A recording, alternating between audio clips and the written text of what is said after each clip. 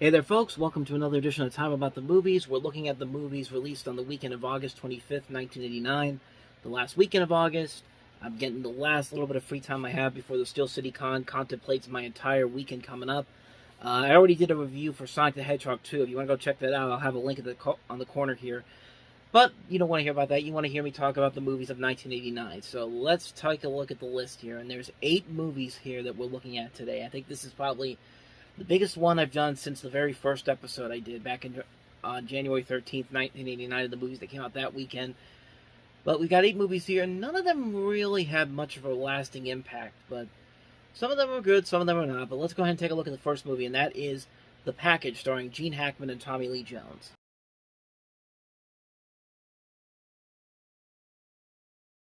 Also in the cast, you have Joanna Cassidy, John Hurd, Dennis Franz. It's directed by Andrew Davis, who would later go on to direct movies such as Under Siege and The Fugitive, much bigger successes than this movie was. This movie did not do very well. It was the highest grossing of all the movies released that weekend, but it just did not do well. I think it only made less than $2 million at the box office. But as far as the movie itself goes, it's pretty good. It's smarter than most political thrillers of this type are, and I think it's boasted by the fact that you have this great cast involved: Gene Hackman, Tommy Lee Jones, Joanna Cassidy, and all the John Hurt, Dennis Franz, all these people here. It's a good movie. Not a great movie. It's not one that I would say is instantly memorable, but I'm glad I saw it when I did. So yeah, like I said, not really got a whole lot to say on that one, or most of these movies anyway. But yeah, that's all I have to say about The Package. Now let's move on to the next movie, and that is Millennium.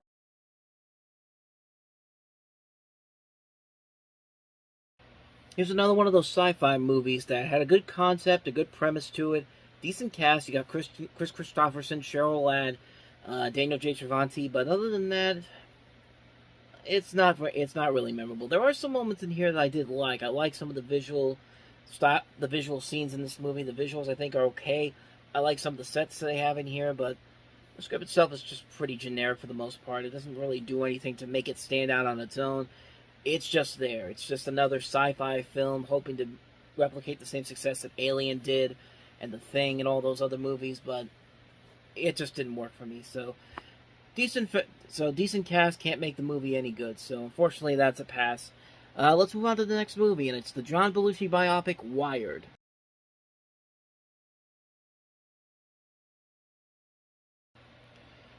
Yeah, there's a reason why Hollywood never wanted to make this movie, because this movie is completely... It's insane, man. If you ever seen the Cinema Snobs episode on this, you could pretty much get a good summarization of what the heck this movie's all about. It's all over the place, and it's just not a good movie. It's a shame, because Michael Chiklis is actually giving a really good performance. He's a really good John Belushi, but he's just being wasted on a film that's just not good at all. Like, there's so much about this movie that is so messed up, so bizarre, so out of context. And the fact that I have to keep telling people, Saturday Night Live is involved in this. Saturday Night Live is involved in this. Even though we can't show any of the clips from Saturday Night Live, we could reenact our own scenes from Saturday Night Live. We can reenact some stuff that didn't even happen in the actual TV show. They do that in this show. In this movie. I'm getting so flustered here. But yeah, it's like, what were they thinking with this movie? And I'm looking on here, and everybody who knew John Belushi hated this movie. John Landis refused to have his name involved in this, and he's in the film.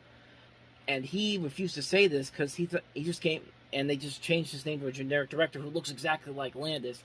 Dan Aykroyd in particular was really upset about this movie. In fact, when Ray Sharkey... Was it Ray Sharkey? Let me see here. Yeah, it's Ray Sharkey.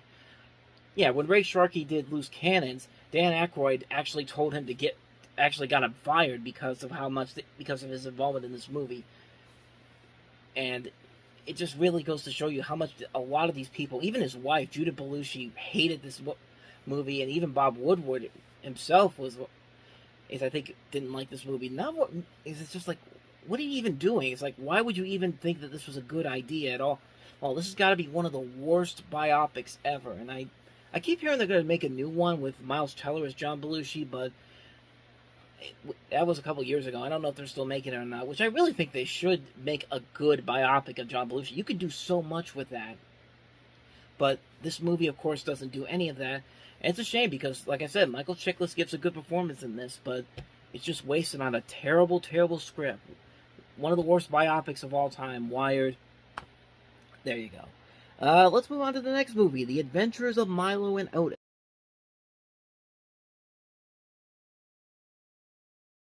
This is actually an American version of a 1986 film. They even had Dudley Moore narrating this movie for American audiences. I remember watching this one as a kid, and from the little bit that I remember it, I thought it was alright. I mean, it is pretty much another type of another Benji slash the Bear. One of these movies where the animals are the focus of the film, and it's not a bad movie, but it's one that I do remember, but it's not one that I feel like I need to go back out and watch again. Yeah, I mean, it's a cute little concept. You have a dog and you have a puppy and a kitten trying to get back to their home. They encounter all these wild animals all over the place. It's about as family friendly as you can get, though. I mean, there's nothing really that bad that I saw here, even though there were some allegations of some animal cruelty by a couple of Australian animal rights people and the American Humane Society. But as far as I know, none of those ended up being true. Oh, so that's a good thing. But that's really much all I have to say about Adventures of Milo and Otis. I remember watching it as a kid. Don't really remember much of it now. Maybe someday I'll go check it out again. So let's go ahead and move on to the next movie.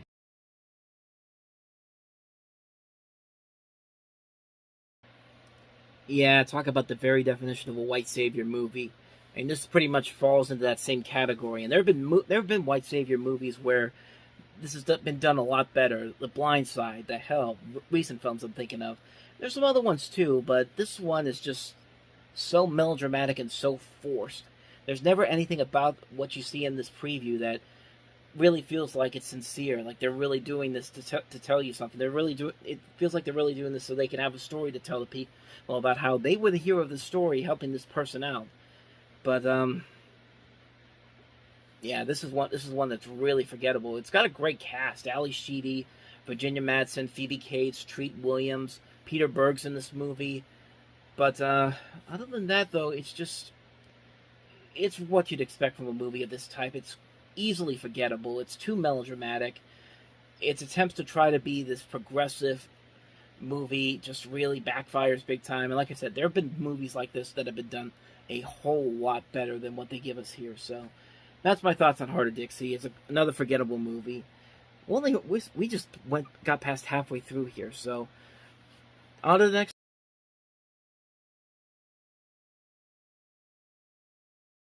From the director of Desperately Seeking Susan.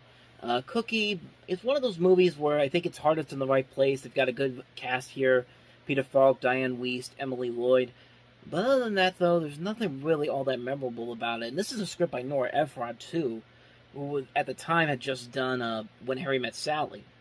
And, yeah, it's another one of those movies that has some promise to it, but it's instantly forgettable. I mean, I give credit to Peter Falk for doing something different outside of his Columbo role.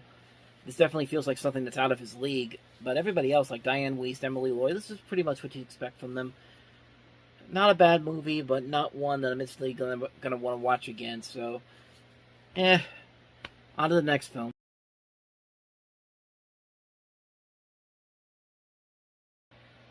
And to think this came from the same man who created the Superman titles.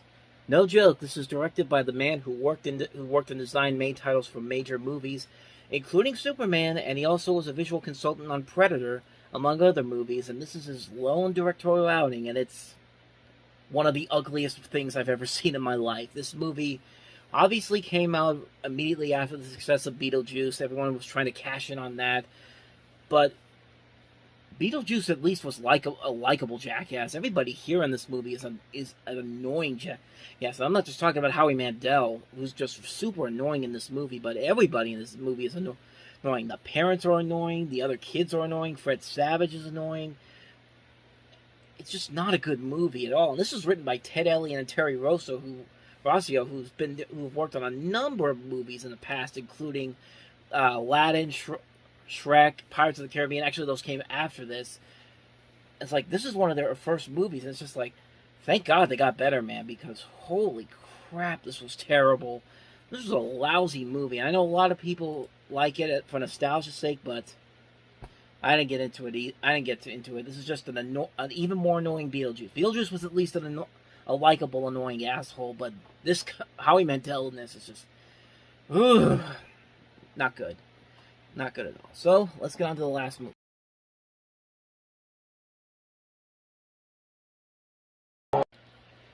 Starring Raul Julia as Oscar Romero. The writer of this actually was the creator of China Beach, which was a big hit on ABC at the time. This movie's kind of underrated. I liked it. I mean, I think Julia in particular gives a great performance here. I like some of the tension and drama that's written here. The script writing is pretty good. The direction's pretty good as well. It's a movie that a lot of people don't really get to talk about all that much, but I feel like it's a very underrated movie. I feel like there is a lot here to take from this movie. It is a little predictable. It doesn't have quite the same pack the same punch as other biopics would do, but it is a good movie. It's a very well-made film with well-intentions to it.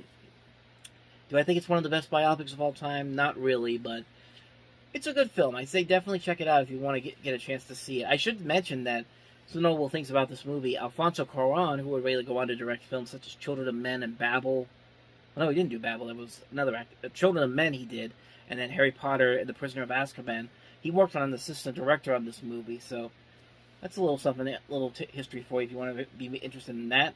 But, yeah, Romero. I kind of like it. And with that said, that's going to wrap up another edition of Time About the Movies. Next time around, when I get back from the Comic-Con, we'll jump into September. There's a couple movies here that I've seen, but they're not highlighted. I'm looking on Box Office Mojo's page here. As you can see, the movies there aren't highlighted, but I can tell which movies I haven't looked at yet. I haven't looked at Relentless. I haven't looked at Shirley Valentine. I haven't looked at Weapons of the Spirit. I might also use this to look at another movie that came out in May that I didn't see because the page I saw it on had the similar thing to it, and that's Clint Eastwood's Pink Cadillac. So I'll probably throw that in next time around, so I at least am caught up on all the movies of '89. So thank you guys for watching, and if you want to see more videos like this, check the playlist on the next page, check out the previous episode, and I will see you guys tomorrow for the next video. So until then, take care.